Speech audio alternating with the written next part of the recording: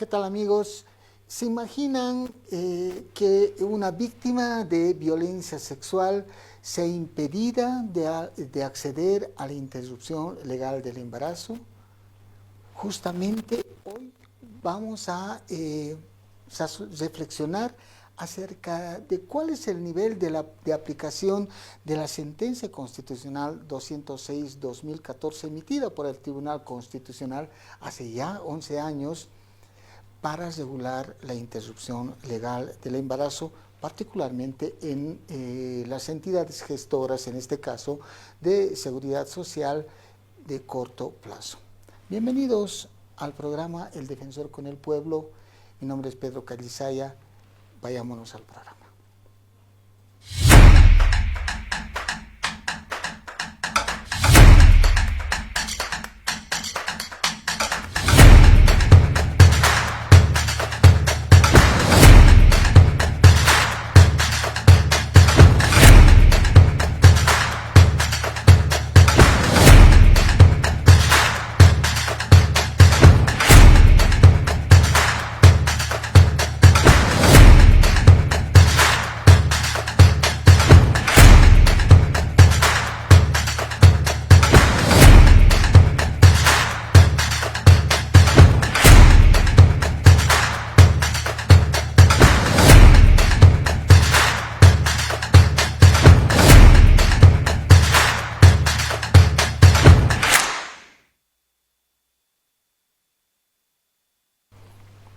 ¿Qué tal, amigas? ¿Qué tal, amigos? Nuevamente en el programa El Defensor con el Pueblo.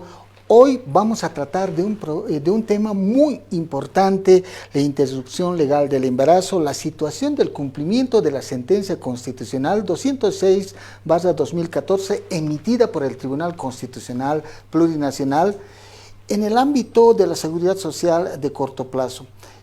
Para ello vamos a tener la presencia de entrevistados que tienen que ver con la temática, no solamente nacionales, sino también una persona que a través de un contacto Zoom nos va a mencionar acerca de esta temática en la región y en el derecho comparado. Pero antes vámonos al compacto informativo sobre las acciones desarrolladas por la Defensoría del Pueblo en días pasados. Síntesis semanal. La Delegación Defensorial de Santa Cruz tomó conocimiento de un caso donde se estaría negando el derecho de acceso a la educación de un niño de 7 años con diagnóstico de trastornos de déficit de atención e hiperactividad. La Delegación Departamental de la Defensoría del Pueblo de Potosí ha hecho una verificación defensorial al Centro de Acogida de Niños y Adolescentes Adrián Paz, que se encuentra en la comunidad de Vilacaya, en el municipio de Puna. Esto a solicitud también de la jueza de la Niñez y Adolescencia de Potosí por la preocupación de la situación jurídica de estos 21 niños y adolescentes que se encuentran en este centro. Al ser un centro de acogida que se encuentra en un municipio céntrico, existen niñas y niños de diferentes municipios. Al respecto, la Defensoría del Pueblo abrió un caso y realizará solicitudes de información a las instancias respectivas. En verificativo, estaciones de servicio, personal de la Delegación Defensorial de Oruro evidenció largas filas y la falta de gasolina y diésel en algunos puntos, lo que causa graves perjuicios a los ciudadanos, quienes deben esperar varias horas para abastecerse. Informar desde la Delegación Defensorial Departamental de Cochabamba que esta oficina defensorial ha realizado un verificativo y seguimiento al estado de salud de la señora Jimena aquí en el Hospital del Sur, quien fue el año pasado en la gestión 2024 víctima de una tentativa de feminicidio.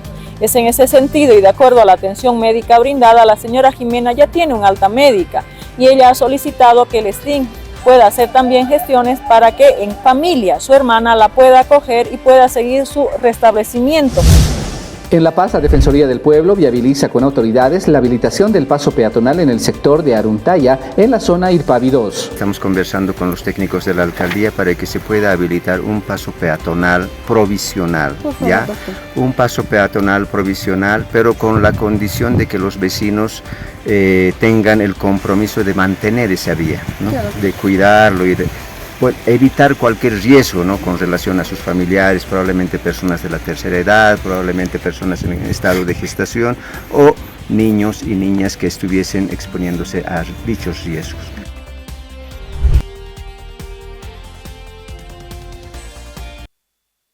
Vamos al programa y ya para iniciar el proceso de diálogo con los diferentes invitados, invitadas, vamos a ir antes a unos datos importantes que tienen que ver con la temática y que son emergentes justamente de este informe que la anterior semana la Defensoría del Pueblo ha presentado, un informe defensorial denominado Beatriz.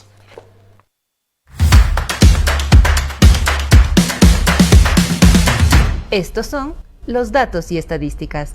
Muy bien, volvemos al programa. Como habíamos indicado anteriormente, hoy estaremos hablando sobre la interrupción legal del embarazo, el estado de aplicación de la sentencia constitucional 206/2014, emitida hace exactamente 11 años, cómo se está aplicando en los entes gestores de seguridad social de corto plazo. En días pasados, la Defensoría del Pueblo presentó el informe de investigación defensorial denominado Beatriz, que justamente está destinado a visibilizar ese estado de cumplimiento.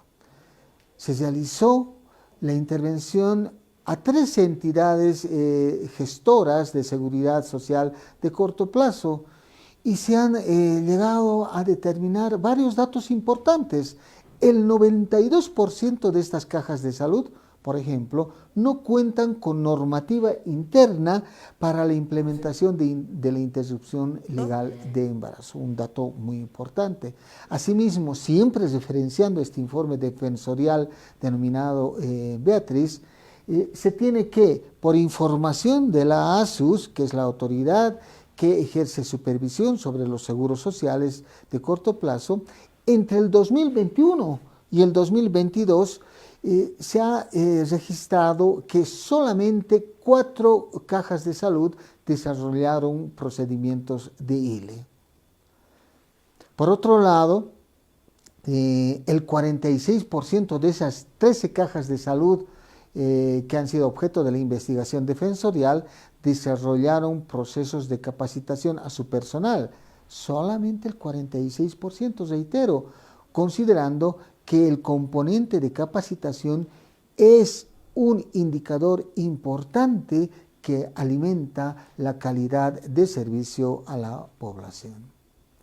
Por otro lado, siempre, reitero, referenciando este informe defensorial denominado Beatriz, solamente el 42% de las cajas de salud tendrían medicamentos tan importantes como el misoprostol, y ninguna tendría el medicamento mifepristona, ambos que son trascendentes a momento de iniciar la aplicación del procedimiento de la ILE. Por otro lado, en el caso de los médicos, ginecólogos y enfermeras que han sido objeto de una entrevista, 22 médicos consultados consideran que participar en un procedimiento de ILE podría provocar estigmatización o discriminación en su entorno laboral. Ese dato también es muy importante porque esto generaría la abstención en la aplicación del procedimiento de la ILE en determinados casos cuando no hay claridad en la regulación interna. Finalmente, es importante reconocer que también como emergencia de un hallazgo que se ha realizado en curso de la investigación en el Hospital Obrero de Cochabamba, se tiene que se ha negado la aplicación de la ILE a una adolescente de 16 años, extremo que ha provocado también una observación en la conducta, interpretación normativa del personal médico de este hospital perteneciente a la Caja Nacional de Salud.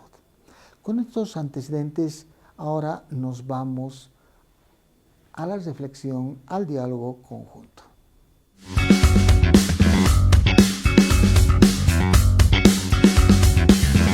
Ahora vamos al diálogo. Muy bien, vamos ahora a tocar de lleno el tema que nos convoca en este programa. Quiero agradecer e invitar a toda la población a que pueda comunicarse con nosotros a la línea gratuita 810-8004 o escribirnos a la línea WhatsApp 720-06607. Tenemos varias invitadas en este set en forma presencial, pero también tenemos una invitada para tocar el tema que nos está acompañando en la vía virtual a través de la plataforma Zoom desde México. Estamos con Julieta Jocabet, es experta mexicana en derechos sexuales y reproductivos. Estamos en contacto, no sé si tenemos el contacto, por favor. ¿Cómo está? Muy buenos días en Bolivia. Le agradezco muchísimo, Julieta, por el contacto. Sabemos que usted es una persona que ha trabajado bastante en el tema de derechos sexuales y derechos reproductivos. ¿Cuál es la experiencia que desde México podemos comentar aquí para el público boliviano acerca de la interrupción del embarazo?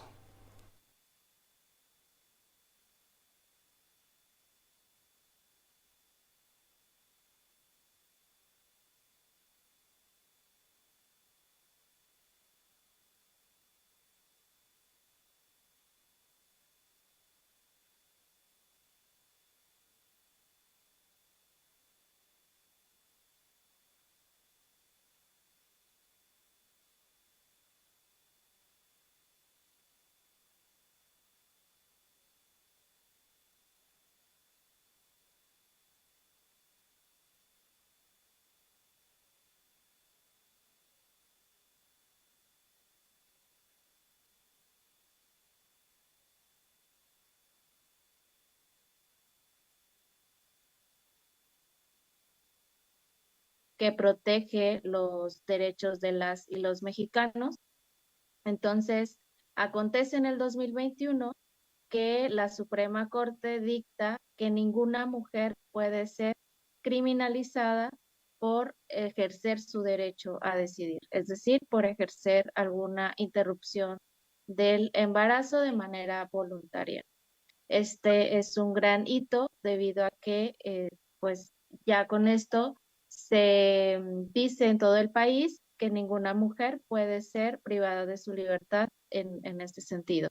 Y es muy importante porque mucho se habla, ¿no? En Latinoamérica de que el aborto es un tema de justicia social y quienes realmente luego llegan a estar detenidas por este delito, pues son mujeres que aparte sufren otro tipo de vulnerabilidad, como el de no ser de una posición económica bien posicionada, donde tenga algunos recursos para acceder luego a abortos seguros. Entonces, pues acá en México ha sido mucho la lucha de crear redes de acompañamiento para mujeres que deciden abortar, asesoría jurídica, apoyo a mujeres para traslados a otros estados. Digo, acá en México se daba mucho, o se da todavía mucho, que como Ciudad de México, que es la capital del país, fue la primer ciudad en despenalizar el aborto, pues todas las personas luego iban a hacerse interrupción hasta allá, ¿no? A pesar de que, pues, para atravesar el país en muchas ocasiones son muchísimas horas, genera costos y entonces estos costos, pues, solamente lo podían ejercer ciertas mujeres.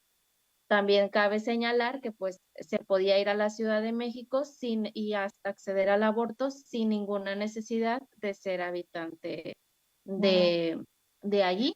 La Suprema Corte lo que hace también es meramente hacer congruente las normativas nacionales con las internacionales, debido a que anteriormente de esto, pues el aborto como tal en el Código Penal, pues era algo inconvencional, inconstitucional y que viola totalmente los derechos de las mujeres, es decir, sobre sus cuerpos, sobre sus vidas. Y pues quisiera también señalar que está esta otra parte, ¿no? De que muchos de los embarazos eran de adolescentes. No podemos también dejar de lado con este tema el hecho de que México es de los primeros lugares a nivel mundial respecto a la explotación infantil y hacia la violación hacia adolescentes. Entonces, pues sí, bueno, acá la mayoría de edad es a los 18 años, entonces si una persona tiene relaciones con una chica menor de 18 años, definitivamente a eso le estamos llamando violencia sexual, porque luego hay muchas confusiones, ¿no? De últimamente como la cultura de la pederastía, como va en aumento, y pues las cosas también hay que nombrárseles como tal. En ese sentido, pues también México tiene un alto índice de embarazo adolescente, pero tampoco quisiera hacer mucho énfasis en eso, ¿no? Creo que la premisa principal y más importante siempre tiene que ser el que nosotras como mujeres tenemos derecho a decidir si queremos ser madres o no lo queremos hacer. Entonces, la experiencia acá en México ha sido de manera muy general y conclusiva para la pregunta, pues a golpe de sentencia y con aliados y aliadas que en estos momentos y hace unos poquitos años estuvieron en la Suprema Corte de Justicia de la Nación resolviendo estas situaciones, estos asuntos. Julieta, quiero agradecerle infinitamente el contacto. Sé que ha sacado un tiempo a la múltiple labor que cada día tenemos y con seguridad tiene en este momento. Agradecerle por el contacto nuevamente y hasta una nueva oportunidad. Muchas gracias. Gracias a ustedes. Dos invitadas muy importantes, una es la doctora Melissa Bres, directora técnica de fiscalización y control de los servicios de salud de la Autoridad de Supervisión de Seguridad Social, y también con la doctora Rimac Subieta, es responsable de políticas públicas de IPAS Bolivia, que es una organización que tiene mucha incidencia en la temática. Doctora Subieta, tenemos en el país definitivamente un componente jurisprudencial, una sentencia constitucional, la 206-2014, emitida por el Tribunal Constitucional. Para la población que nos ve en este momento, ¿qué implica en términos de la interrupción del embarazo esta sentencia constitucional? ¿Qué es lo que permite avanzar o qué es lo que permite regular esta sentencia? Muchas gracias, muy buenos días. Defensor, esta sentencia es muy importante porque marca un hito para el ejercicio a la interrupción legal del embarazo. Es importante retroceder un poco y tenemos que irnos al 2013, cuando la exdiputada Patricia Mancilla, ¿no? Y aquí también tuvo participación IPAS, se detecta que el artículo 266, entre otros artículos del Código Penal, era inconstitucional. Y como nos está viendo la población, ¿qué quiere decir esto? Quiere decir que las normas del Código Penal estaban en contra de la Constitución Política del Estado y por tanto se hace una acción de inconstitucionalidad abstracta ante el Tribunal Constitucional Plurinacional, demandando la inconstitucionalidad. ¿Y qué dice el tribunal? El tribunal dice que evidentemente este artículo, no en su totalidad, pero sí en algunas frases que vamos a señalar ahora, son inconstitucionales. ¿Y qué dice el artículo 266? Que valga la oportunidad para aclarar que este artículo no es nuevo, tiene más de 52 años, y señalaba que no será responsable aquella persona que acceda al aborto siempre y cuando pone condiciones, ¿no? En caso de violencia sexual, incesto, violación, estupro, o cuando la salud de la madre esté en riesgo, la salud de la mujer esté en riesgo. Pero ponía condiciones, y una de las primeras condiciones era siempre y cuando se inicie la acción penal correspondiente. Y para la población, para que nos entienda la población y facilito, quería decir que se tenía que ir a la fiscalía, a la policía, y cuando no llegara hasta el juez, ¿no? Pero además decía, ¿no? Y en su caso, exista una sentencia judicial. Entonces, ¿qué era lo que pasaba? Las mujeres se encontraban con muchas barreras y en última instancia la decisión no dependía de la mujer. Si había una víctima de agresión sexual, si había una víctima de violación sexual, cuya consecuencia era el estado de gestación producto de esta violación, se encontraba con una serie de barreras y aunque ella tenía la voluntad de interrumpir este embarazo producto de la violación, no podía hacerlo porque estaba en manos de los operadores de justicia. Entonces, en razón de ello, es que se demanda esta acción de inconstitucionalidad y la sentencia nos dice, evidentemente, esto es inconstitucional y se eliminan estas frases siempre y cuando la acción inicial sea iniciada o judicial sea iniciada y menos una sentencia. O sea, lo que se ha hecho es dar un gran paso para que estas víctimas puedan acceder sin iniciar una acción penal y menos una sentencia, porque en muchas ocasiones lo que pasaba es que una mujer, hasta esperar la sentencia, ya el producto había nacido. Entonces, a sola denuncia y el consentimiento. A sola denuncia y el consentimiento, ¿no? Solamente esos dos requisitos. Y copia de la denuncia, ni siquiera estamos hablando de una copia legalizada de la denuncia, tan solo una copia simple de la denuncia y el consentimiento informado en los casos de violencia sexual y en los casos de salud, ahí sí tiene que haber un informe médico, pero igual el consentimiento informado. Por lo tanto, esta sentencia marca un hito en el avance de los derechos sexuales y reproductivos. Sin embargo, pese a existir esta sentencia, todavía nos encontramos con una serie de barreras, sean estas sociales, culturales, legales, obstáculos religiosos, etcétera, que no permiten a las mujeres acceder a la interrupción legal del embarazo. Por eso es que esta sentencia es importante. Sin embargo, todavía Bolivia tiene desafíos que enfrentar y entre esos tenemos la falta de una ley de derechos sexuales y de derechos reproductivos. Bueno, esta sentencia constitucional ha dado lugar también a una norma técnica, ¿no?, que es de aplicación en todo el sistema de salud.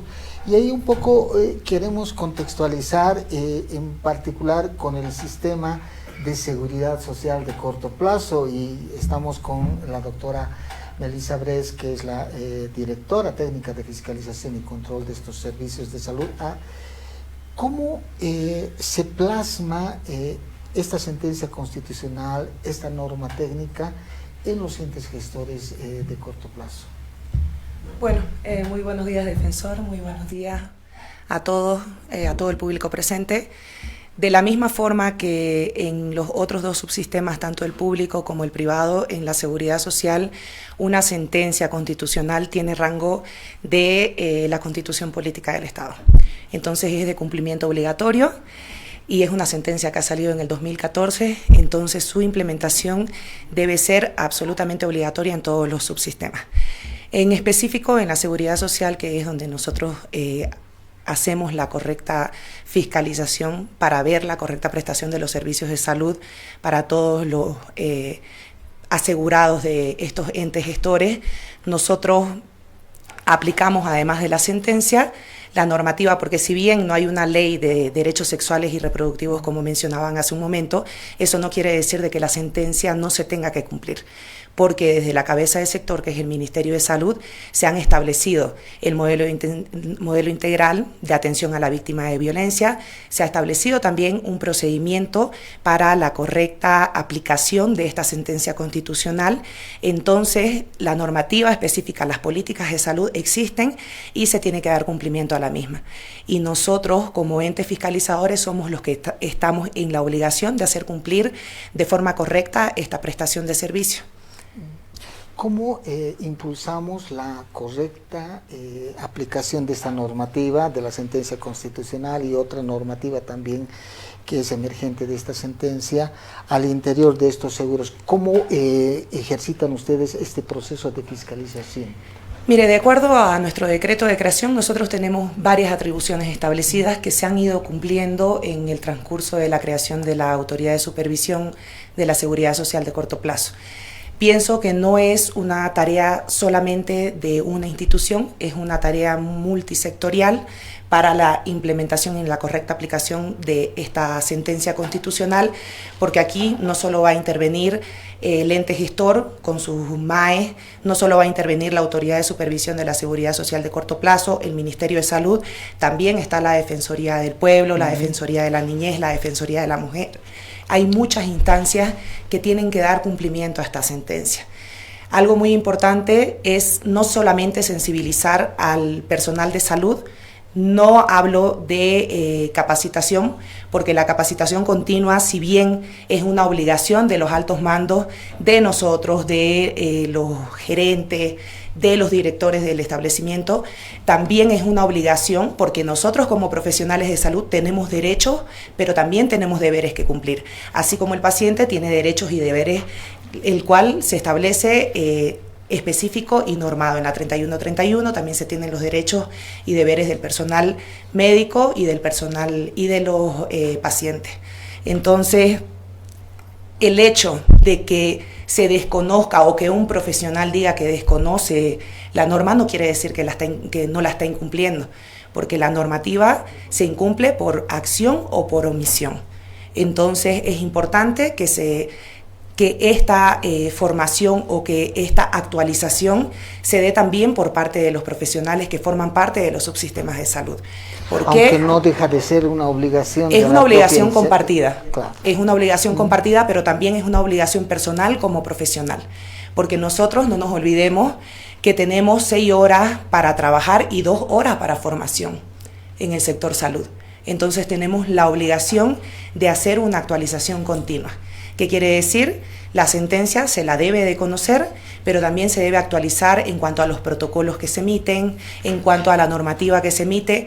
Nosotros como autoridad, en este momento estamos haciendo capacitaciones continuas, hacemos webinar a los profesionales de salud. En esta gestión también se tiene planificado un mes específico para actualizar a los profesionales de la seguridad social de corto plazo en todo lo referente a violencia sexual, a salud sexual y reproductiva. También se emiten instructivos que hemos emitido desde el 2022 hasta la fecha. Hemos emitido bastantes instructivos, no solo para el cumplimiento en la aplicación de la sentencia constitucional 206, sino de que se garanticen los medicamentos para la aplicación de esta sentencia, porque también hay que reconocer de que si el personal de salud no tiene el medicamento necesario, no va a poder hacer la función de forma integral. Entonces, los altos mandos tienen la obligación de garantizar medicamentos, atención integral a estos pacientes, porque la sentencia es clara, ¿no? Donde llega la víctima es donde se hace la atención, independientemente de qué seguro tenga o si está adscrito al SUS. Independientemente de eso, el primer lugar es donde se hace la atención integral para no revictimizar a esta paciente. Desde la perspectiva de IPAS, ya son 11 años de la emisión de la sentencia constitucional 206. ¿Cuál es la evaluación que se realiza en torno a la aplicación de esta sentencia ya en el ámbito público, privado, como en el de seguridad social de la salud? Sí, es muy preocupante, ¿no? Tenemos, producto de la sentencia, tenemos una norma que ha sido aprobada mediante una resolución ministerial por el Ministerio de Salud y Deportes, que es el procedimiento técnico para precisamente la implementación de la ILE en el marco de esta sentencia. Y este instrumento es claro cuando señala que es de cumplimiento obligatorio, ¿no? Para todo el profesional médico, para todo el sector de salud, enfermeras, médicos, visitadoras, trabajadoras sociales, etcétera. Y como bien señalaba aquí la representante de ASUS, es de cumplimiento obligatorio. Sin embargo, cuando se llega a los centros de salud y cuando llegan casos de ILE, nos encontramos ante una realidad que es muy preocupante. Primero se presentan problemas de objeción de conciencia, ¿no? Cuando sabemos que la objeción inclusive hay hospitales donde han llegado a declararse de manera colectiva, ¿no? Como objetores de conciencia, lo cual no es admisible jurídicamente porque este es un derecho, evidentemente es un derecho, solamente, pero tenemos que aclarar también que este es un derecho que pueden ejercer solamente los médicos que van intervenir. Más no un enfermero, una enfermera, la trabajadora social no pueden aducir una objeción de conciencia, menos la institución. Sí. Y a este respecto me gustaría comentar una experiencia que se ha tenido en la Defensoría del Pueblo de Potosí, que acertadamente en un hospital donde llegaban a hacer las ILES, todo el hospital se declaraba objetor de conciencia. Entonces, la Defensoría del Pueblo acertadamente hizo una nota a la institución correspondiente de salud indicando que se debería garantizar el ejercicio de este derecho y por lo tanto, como el hospital, la mayoría de los médicos se habían declarado objetores de conciencia, se procediera a la remoción para asegurar de tener personal médico que pueda permitir el ejercicio de este derecho a las mujeres que acudieran al hospital a ejercer su derecho de ILE, ¿no? Entonces, los médicos pues ya dieron un paso atrás, ya no se tomó la objeción de conciencia como de manera colectiva. Ese es un problema que se presenta en la mayoría de los centros, pero también hay presiones y el procedimiento técnico dice que se tiene que realizar una intervención legal del embarazo segura, sin presión alguna. Por eso es que la mujer que va a asistir a este centro tiene que dar su consentimiento informado de manera voluntaria. Pero ¿qué es lo que pasa? En el mismo centro médico saca la noticia de que hay una ILE y empieza la presión, ¿no? Existen activistas que van a la puerta del hospital, empiezan a presionar y también me gustaría comentar porque es importante que la población conozca a través de ejemplos prácticos y reales. Este es el caso de una niña de 11 años que había sido agredida sexualmente por un familiar y en una comunidad de Potosí, cerca de la ciudad de Potosí, la llevan a un hospital de Potosí y cuando entra a la consulta, lamentablemente el médico que la atiende, y digo lamentablemente porque el médico que la atiende es un objetor de conciencia, y prácticamente esperó que terminara su turno, no se tomaron las acciones debidas, pasó mucho tiempo entre que se hacía o no se hacía la ILE y alguien también sacó la información y el grupo de activistas pro vida se presentó en este centro médico ofreciendo $5,000 objeto de que esta niña de 11 años agredida sexualmente por su tío continúe con este embarazo forzado. Ahí tuvo que intervenir una serie de instituciones, la Defensoría del Pueblo, también intervinimos nosotros, con el objeto de que esta ILE pueda realizarse, a que esta niña pueda ejercer su derecho. Pero ejemplos como ese encontramos bastante. Otro caso similar se presentó igual. Quiero mostrar las barreras con las que se encuentran, ¿no?, las víctimas de violencia sexual. En este otro caso, la víctima estaba convencida de que no quería tener el producto de violación, los padres estaban de acuerdo y cuando se presentan en el centro médico, el médico le dice, ay, pero es varoncito. Deberías pensarlo bien porque va a ser una mano de obra contigo, te va a ayudar en la agricultura. Y los padres empiezan a pensar y decir, ay, sí es varoncito, sí me va a ayudar. Cuando ese tipo de presiones no pueden existir de ninguna naturaleza, ¿no? Ningún tipo de presión. Entonces la realidad lamentablemente nos hace reflexionar nosotros y también otras de las barreras que encontramos y que muy bien se refleja en el informe es que en muchos hospitales no tienen las condiciones necesarias, no tienen métodos anticonceptivos, no tienen el misoprostol, no tienen la mifeprostina o si tienen están próximos a vencer. Entonces son una serie de realidades, no solamente es el tema legal, ¿no?, sino realmente es una atención integral que se tiene que dar, la capacitación, la objeción de conciencia, la necesidad de sensibilización, la armonización de la normativa de ASUS o de los entes gestores de seguridad social a corto plazo, que tienen que estar en armonía precisamente con la sentencia constitucional.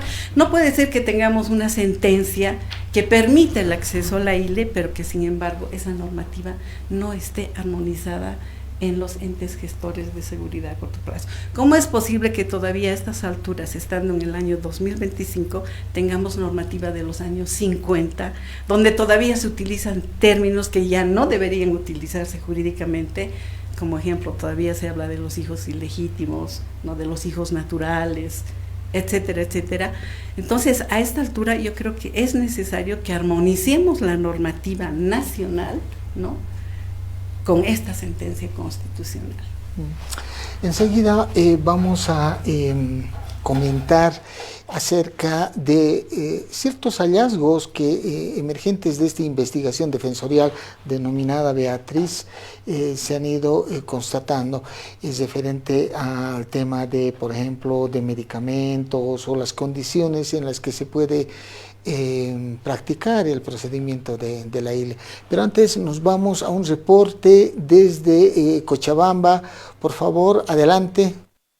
A 10 años de la existencia de la sentencia constitucional número 206/2014, referente a la interrupción legal del embarazo, los entes gestores de la seguridad social de corto plazo carecen de normativa para su implementación a nivel nacional. Así lo devela el informe defensorial Beatriz. Nos encontramos en el Hospital Obrero de la Caja Nacional de Salud. En esta oportunidad nos hemos reunido con el director de este Hospital Obrero de la Caja Nacional de Salud, el doctor José Luis Orsolini Campana, así también con el doctor Franz Ávalo, quien es el jefe de Departamento de Ginecología y Obstetricia del Hospital Obrero, para poder abordar el tema de interrupciones legales del embarazo en titulares del seguro y también en beneficiarios del servicio a partir del seguro que presta la Caja Nacional de Salud.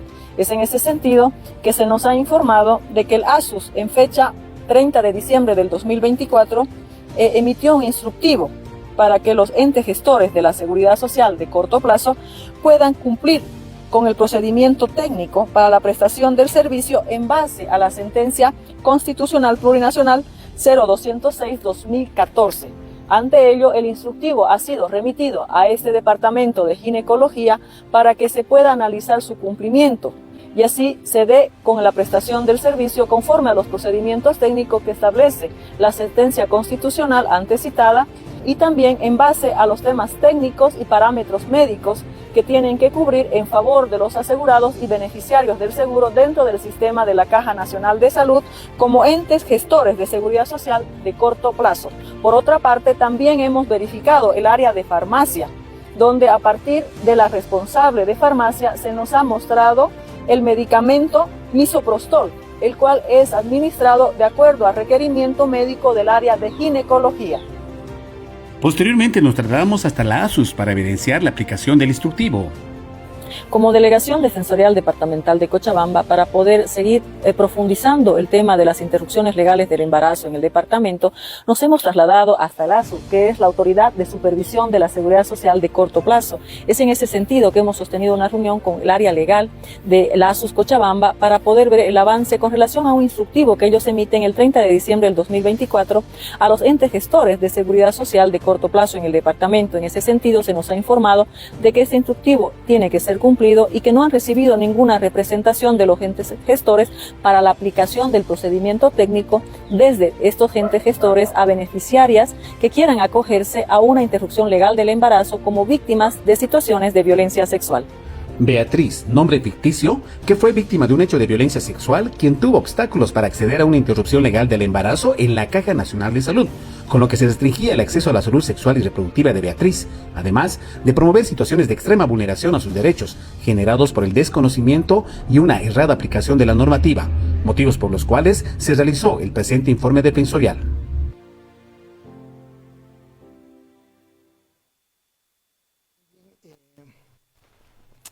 Sí, en curso de la investigación defensorial hemos asumido conocimiento como Defensoría del Pueblo justamente del caso que se menciona en el reporte de Cochabamba. Ahí, asumiendo este caso y otros, me imagino, otros entes gestores, ¿cuál es el nivel de aplicación de la sentencia constitucional y la norma técnica y otra normativa que puedan tener internamente respecto del procedimiento de la ILE? ¿Estamos avanzando en los entes gestores? ¿Hay problemas? ¿Cuál es la evaluación que se realizan desde ASUS? Bueno, como le decía, nosotros hemos tenido trabajos interinstitucionales, no solamente con el Ministerio de Salud, también con organismos no gubernamentales como IPA, UNPA, con la Defensoría del Pueblo, en casos específicos porque viendo el porcentaje a nivel nacional o el índice de reporte de casos, son muy pocos los que llegan a ser intervenidos para el cumplimiento de esta sentencia, o muy pocos los que son reportados. A partir de estos casos específicos que demandan el actuar inmediato de nosotros como autoridad de fiscalización, procedemos a la intervención en el ente gestor en específico y a nivel nacional también hemos procedido, como le decía, desde el 2022 a emitir una serie de instructivos para la correcta aplicación de esta sentencia constitucional. Porque si bien está establecido desde el 2014, nosotros hacemos énfasis no solo en que se garantice esta atención integral a esta víctima de violencia, el cumplimiento a la sentencia, la no revictimización de la paciente y también la correcta prestación de los servicios, no solo con la atención integral del médico, sino también con los insumos necesarios que demanda la normativa, porque el modelo de atención integral de salud sexual nos indica los medicamentos que se tienen establecidos para este procedimiento, deben ser actualizados, sí, pero también nosotros hacemos, además de la emisión de estos instructivos, capacitaciones para la formación continua al personal de salud. En el caso de esta adolescente de Cochabamba, ¿qué es lo que habría acontecido en el Hospital Obrero? ¿Cuál ha sido la limitación o la interpretación que el personal del hospital ha realizado para limitar el acceso al procedimiento de ley? Ha sido un problema burocrático y administrativo. En realidad ha sido una mala interpretación de la normativa, porque nosotros tenemos normativa establecida, sí hay un código, sí hay un reglamento de prestaciones, donde no se cataloga a esta paciente como un riesgo extraordinario. Nosotros en nuestro reglamento de prestaciones tenemos en nuestro artículo 62 establecidos riesgos extraordinarios, es decir, de que nosotros como población asegurada nos exponemos a ese tipo de riesgo, cosa de que no cubre el seguro. No cubre este aporte patronal que tenemos, no cubre este seguro de corto plazo. Pero en el caso de estas víctimas de violencia, ya hay una sentencia constitucional que, les digo, está en rango de ley, está en rango de la Constitución política. Y un reglamento, además, establece dentro de este artículo 62 los daños a terceros. ¿Qué quiere decir? De que en este caso una víctima de violencia está ocasionada por un daño de tercero. Entonces, aquí también se establece que cuando hay daño de terceros, a sola presentación de denuncia, se procede a la prestación adecuada de los servicios. Aunque de la percepción y consulta que se ha hecho con diferentes directores de esos 13 entes gestores que han sido objeto de la investigación defensorial, la percepción es diferenciada, ¿no? Porque unos consideran como riesgo extraordinario y otros no. Es por eso que nosotros como autoridad tenemos que hacer cumplir ese reglamento. Nosotros como autoridad de supervisión de la seguridad social de corto plazo para toda la población estamos en todo el territorio nacional. En el eje troncal del país, es decir, Santa Cruz, Cochabamba y La Paz, tenemos oficinas regionales y estas a su vez también desprenden oficinas departamentales. Santa Cruz está a cargo de Beni y de Pando, Cochabamba está a cargo de Tarija y Chuquisaca y el departamento de La Paz está a cargo de Oruro y Potosí. Así que toda la población asegurada está en su derecho de acercarse a nosotros o de por línea telefónica, porque también tenemos línea gratuita, de hacer este tipo de denuncias porque nosotros nos debemos a esta población asegurada. Claro, ¿ha habido alguna confusión en la aplicación de esta normativa que refería que cuando un menor de edad o una menor de edad queda embarazada, siendo no emancipada, es una causal para que se le pueda restringir el seguro, ¿no es cierto? En este caso específico, ha sido de un ente gestor donde además tiene su reglamento de afiliaciones que establece que todo menor de 19 años que dependa económicamente del padre tiene derecho a la salud siendo beneficiario de este titular. Muy bien, vámonos a una nota desde Santa Cruz, por favor, adelante.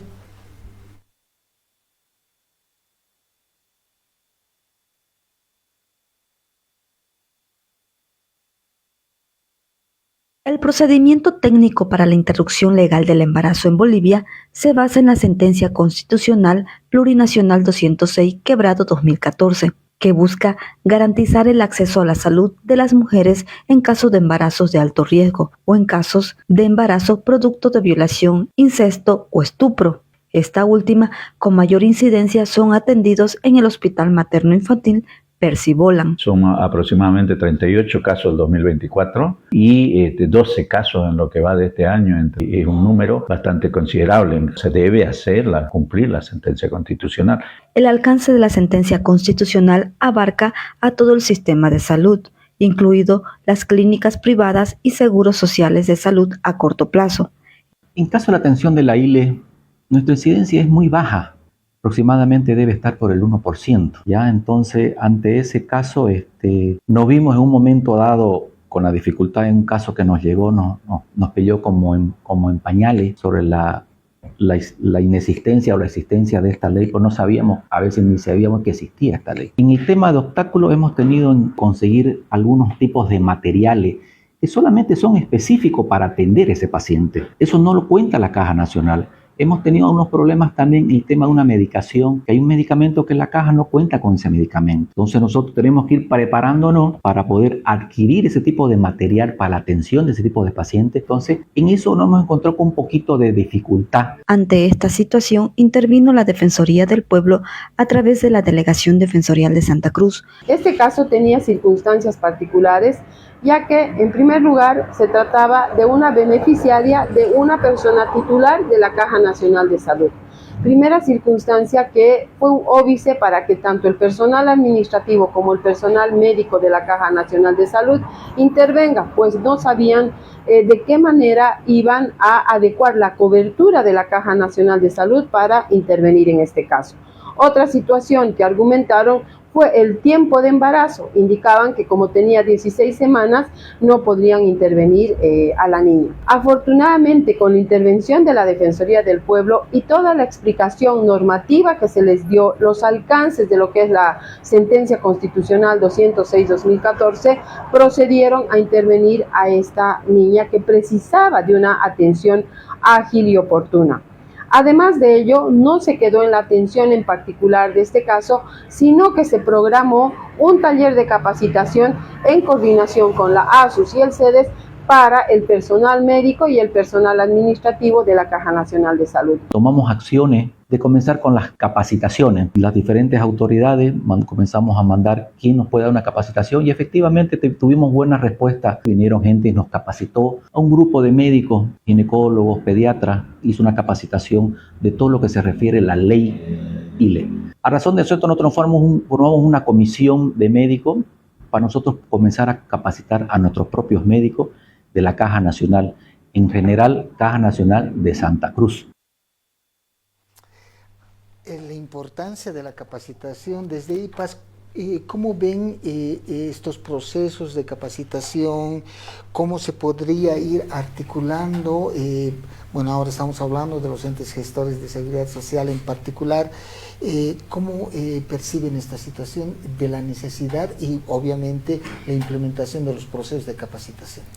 Bueno, consideramos que la capacitación es muy importante y precisamente IPAS realiza estos procesos de capacitación en las universidades, en la policía, hemos tenido también talleres con ASUS. Entonces consideramos que es fundamental el conocimiento de esta sentencia constitucional. Nadie puede alegar desconocimiento de la ley, es un principio. Sin embargo, hemos podido advertir en la nota que presentaron y también en el mismo informe. Y es muy preocupante que el personal o los profesionales en salud no conozcan, pero es mucho más alarmante que los profesionales abogados no conozcan de esta sentencia. Realmente es muy preocupante porque en las cifras que ustedes han podido reflejar en esta investigación, salta que en algunos centros los abogados desconocen la sentencia constitucional, confunden los requisitos, todavía hablan de la autorización judicial, todavía hablan de requerimientos, etcétera. Entonces consideramos que esta es una labor muy fundamental para que tanto el personal de salud como el personal que interviene en una interrupción legal del embarazo pueda conocer de esta sentencia, ¿no?, que por el desconocimiento encuentran las víctimas de violencia sexual las barreras, encuentran obstáculos para poder ejercer este derecho que está plenamente reconocido en la sentencia constitucional, pero además es un derecho que le permite a estas víctimas de violencia sexual elegir el proyecto de vida y no truncar, porque no puede ser posible que por falta de desconocimiento de los profesionales en salud, de los profesionales psicólogos, de las enfermeras y de los abogados, ¿no?, las mujeres vean la imposibilidad de acceder a este derecho que está plenamente reconocido. Bueno, durante el curso y construcción de esta investigación defensorial, ahí estamos promocionando el informe de la Defensoría denominado Beatriz, se han llegado a algunos hallazgos muy importantes. Por ejemplo, de las 13 entidades o entes gestores de seguridad social de corto plazo que han sido objeto de esta investigación, en 6 casos pues han mencionado que sí habrían desarrollado procesos de capacitación al personal médico y otras pues instancias involucradas en la aplicación del procedimiento de la ILE, y en los otros no.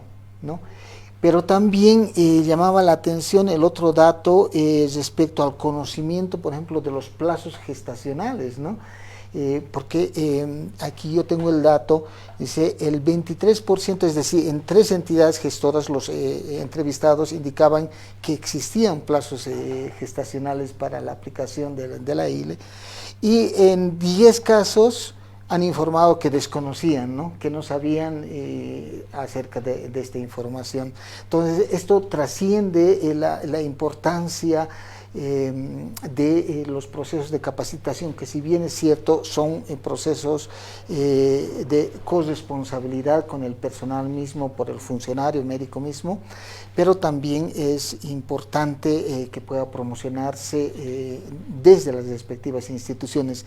En esa lógica, desde la ASUS, ¿tienen algún proyecto ya, alguna acción sistemática para un poco fortalecer estos temas de capacitación en los diferentes entes gestores? ¿Cómo lo van a operativizar en esta gestión? Bueno, como les mencionaba hace un momento, el desconocer la normativa no salva o no libra de responsabilidades al personal de salud. Y nosotros como ASU, desde la gestión 2023, hemos implementado una serie de capacitaciones continuas, no solamente en este ámbito, pero también se ha realizado bastante énfasis en lo que viene a ser los derechos sexuales y reproductivos de la mujer. Nosotros, como Estado, como instituciones protectoras de la niñez, de la mujer, tenemos que garantizar esta correcta prestación de servicios. Nosotros como autoridad de fiscalización tenemos que garantizar esta correcta prestación de servicios, no solo con la capacitación continua que la estamos haciendo y se tiene proyectado también realizar y seguir realizando en esta gestión, sino con la emisión de instructivos para la el obligatorio cumplimiento de esta sentencia, de la prestación de servicios, de la correcta prestación, garantizando insumos o dispositivos médicos que garanticen una atención integral a esta víctima, porque también sabemos de que para la atención integral se tiene que tener una caja de evidencias. Esta caja de evidencias no la tienen los entes gestores, pero sí tienen el presupuesto para hacerlo, porque nosotros como beneficiarios o titulares de la seguridad social de corto plazo estamos dando nuestro aporte patronal. Entonces el ente gestor tiene la obligación de garantizarle este derecho de salud a la población. Nosotros somos los responsables de garantizar los derechos humanos de esta población asegurada.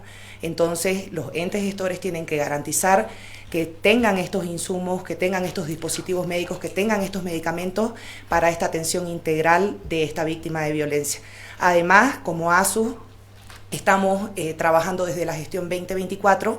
En esta gestión vamos a hacer el lanzamiento de nuestra normativa específica, que es la guía de la seguridad social de corto plazo para la atención de víctimas de violencia, que es básicamente el cumplimiento al modelo de atención integral de víctimas de violencia emitido por la cabeza de sector, que es el Ministerio de Salud. Además, hemos trabajado con UNPA en protocolos y procedimientos para la anticoncepción en la seguridad social de corto plazo. Tenemos que seguir fortaleciendo este subsistema y protegiendo a nuestra niñez y protegiendo a nuestras mujeres. Bueno, sin duda quedan en el tintero múltiples temas que han sido parte de este proceso de investigación, de este informe defensorial, el tema de la provisión de medicamentos, el tema de las condiciones también materiales para la aplicación de este procedimiento de la ILE. Bueno, son varios temas que yo quiero invitar a la población a leer este informe defensorial. Es muy interesante, es muy importante, con datos muy esclarecedores sobre diferentes temas, pero fundamentalmente invitar, ¿no?, a las instancias del Estado, como a las organizaciones de la sociedad civil, IPAS y otras, que tenemos un mismo emprendimiento, que es la de proteger y materializar los derechos de las mujeres, particularmente los derechos sexuales y reproductivos vinculados con la interrupción del embarazo también, pues en estos escenarios de la seguridad social. Quiero agradecer muchísimo a la doctora Melissa Bres, directora técnica de fiscalización y control de los servicios de salud de ASUS, al igual que a la doctora Rimac Subieta, responsable de políticas públicas de IPAS, por estar presentes en este programa, e invitarlas a que podamos dar continuidad también a un otro escenario similar, tocando este mismo tema, ampliando sobre otros tópicos que son importantes para la población, para que pueda conocer, informarse acerca de este proceso de implementación, de aplicación de la sentencia constitucional 206/2014, que ya a 11 años ya necesitamos aplicarlo en definitiva en toda su magnitud. Muchísimas gracias.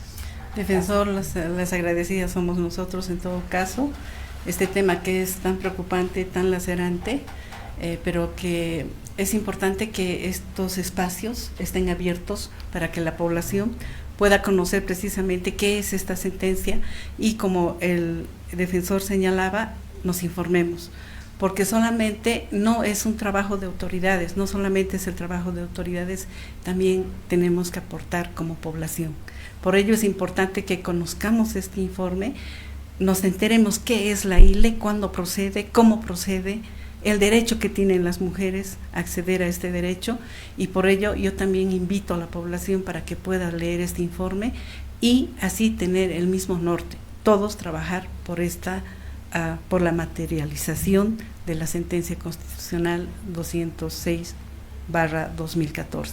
Muchas gracias, muy agradecido por este espacio. Muchísimas gracias, doctora. Vámonos al corte y volvemos. La violencia deja cicatrices que no se ven. Dolor, miedo, desamparo, tristeza, injusticia, destrucción, muerte. Encendamos la vida, apaguemos la violencia. Todos nacemos con los mismos derechos: derecho a la vida, derecho a la dignidad, a la igualdad y a ser escuchados. Derecho a la vida. Educación. Los derechos humanos son para todos sin excepción. Las personas con discapacidad tienen derecho a la accesibilidad, a la educación, al empleo, a vivir sin discriminación. Juntos podemos construir un mundo más junto, inclusivo y respetuoso de la dignidad de cada ser humano. A ver, cállate un rato. ¿Cómo chola estás gritando? ¿Has visto a don Martín cómo se define ese cojo? Esa minita está para la de su cara, viejo, pero con una bolsa pasa. Aprende a manejar, volvé a tu pueblo. Estamos buscando para este trabajo a una persona con buena presencia como requisito. No puedo creer que estés llorando por ese feo de mierda. A ver, mírate y míralo.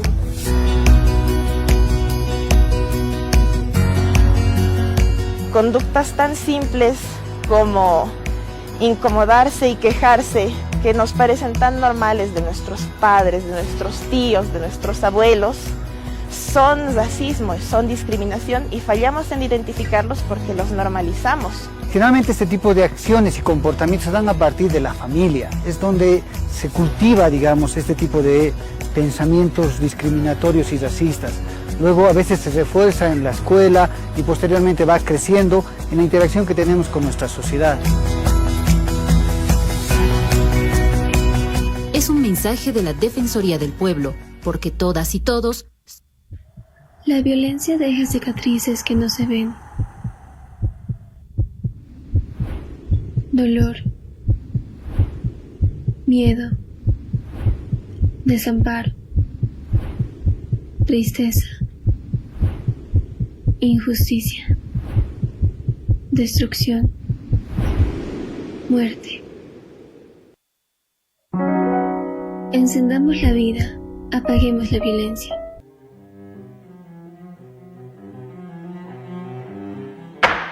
¿Realmente todos tenemos un juicio justo?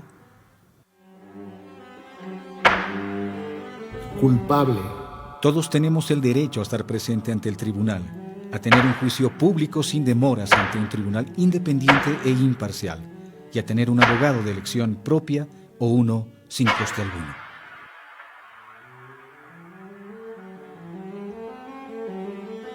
Inocente.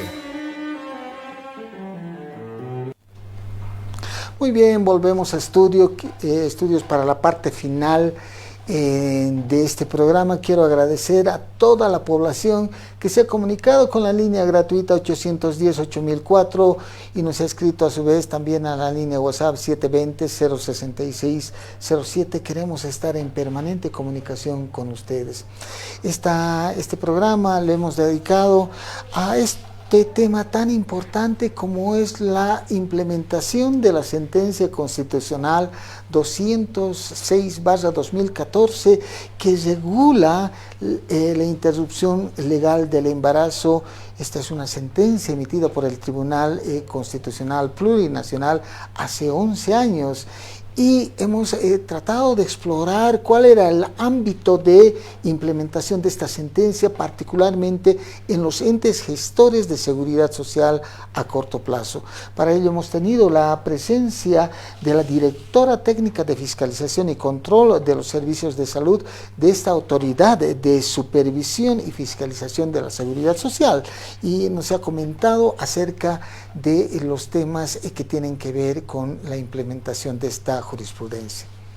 Definitivamente hay muchas cosas que realizar, implementar, fortalecer los procesos de capacitación, de información al personal médico involucrado en cada una de las entidades gestoras en la aplicación del procedimiento de la interrupción legal de embarazo, porque esto nos va a permitir no solamente brindar un servicio con calidad, sino materializar un derecho que tienen las mujeres, particularmente aquellas que han sido víctimas de agresiones sexuales, de optar por un proyecto de vida a partir de su decisión propia. Hemos también tocado diferentes temas acerca de las dificultades en la interpretación normativa interna en cada una de los entes gestores y la necesidad de ir aclarando esta situación para evitar casos que, como en el Hospital Obrero de Cochabamba, se han ido suscitando con la negativa de la aplicación de la ILE a una adolescente de 16 años, provocando que la misma pueda acudir a otras instancias para tener la asistencia médica.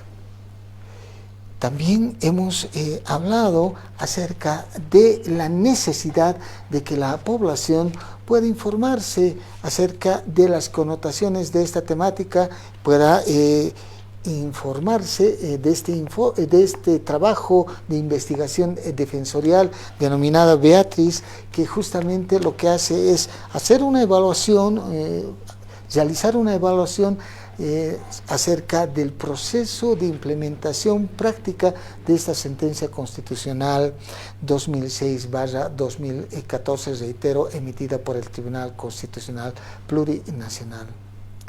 En última, es una corresponsabilidad de las autoridades que efectivamente están obligadas a materializar el derecho que tienen las mujeres de acceder a la interrupción legal del embarazo, pero también hay una necesidad de que la propia población pueda informarse acerca de los parámetros del ejercicio de este derecho a través de esta sentencia constitucional.